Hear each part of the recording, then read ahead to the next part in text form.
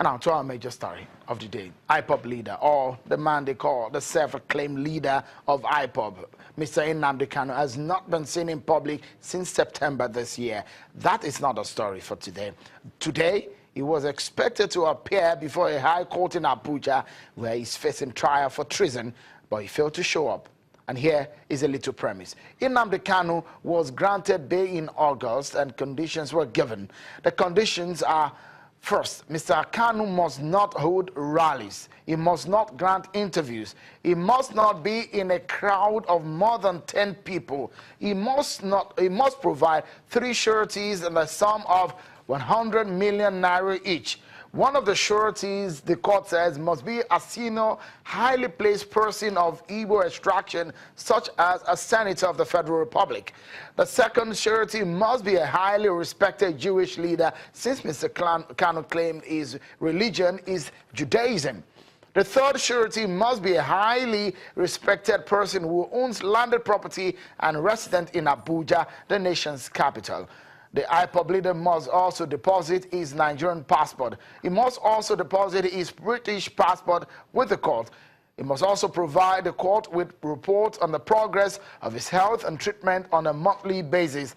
The order for him to deposit his Nigerian and British passports also means he cannot travel out of the country. If this is considered, it is the 13th condition. And now, there is a bit of an attention on the sureties, which have now been asked to produce the IPOB leader or face the music.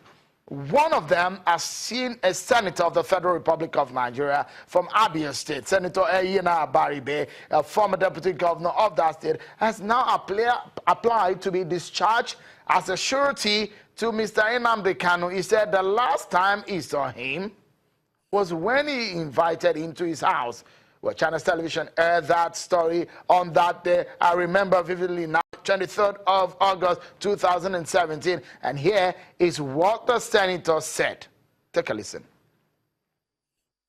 Not continue this nation the way it is. There must be a restructuring. There must be devolution of power. There must be a discussion by the component parts of this country to make sure that each and every one in this country will have, to borrow the words of Obama,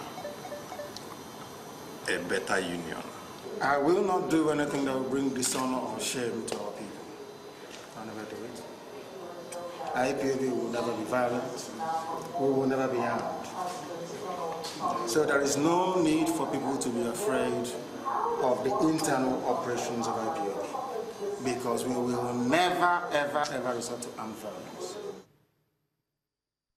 Well, let's dig deep to the heart of the matter. Tonight, I have a senior advocate of Nigeria, Mr. Mike Ozekhome, because sometimes in law, we need to split all of these issues and make sense of it. He's in our Abuja studio, and we also have a senior Nigerian journalist who is a senior editor and columnist with the Guardian newspaper, Mr. Martins Onoja, here in our Lagos studio. But let's begin in Abuja, where the senior lawyer is there. Mr. Chief Mike Ozekhome, let me start by saying a happy birthday to you. You celebrated your 60th birthday recently. Happy birthday to you. And on that note, let's begin the conversation tonight. Fill us into what the implications, legally speaking this time, of the when someone jumps bail, someone who is facing a treason charge in a Nigerian court. Out of the 11 charges, about 6 or so were dropped. Now that he's jumped bail, they cannot find him. For the surety, especially for Senator Eyina Abaribe, who has prayed the court to discharge him of the burden of being a surety. What is the implication? Well, let me start by thanking you and all Nigerians for their good wishes for my birthday, which I will celebrate by God's grace on the 21st, but I was 60 on the 15th.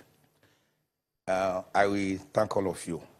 On the question you have asked, we have to first know what is bail. Bail is the process. It's more like a contract between the court and an accused person or a defendant and a surety that, look, I will let you go home instead of keeping you in prison, maybe Kuje prison, Kirikiri prison. You will go home. But I will want someone to stand recognizance for you, to stand in your place. That person is called the surety, who will pay a certain amount in the event that you refuse to come for your trial, or who will himself go to prison if he cannot produce you.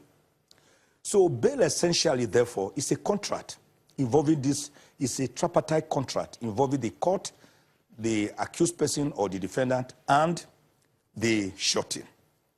And bail essentially also is meant to simply enlist the attendance of a defendant in court when the matter comes up.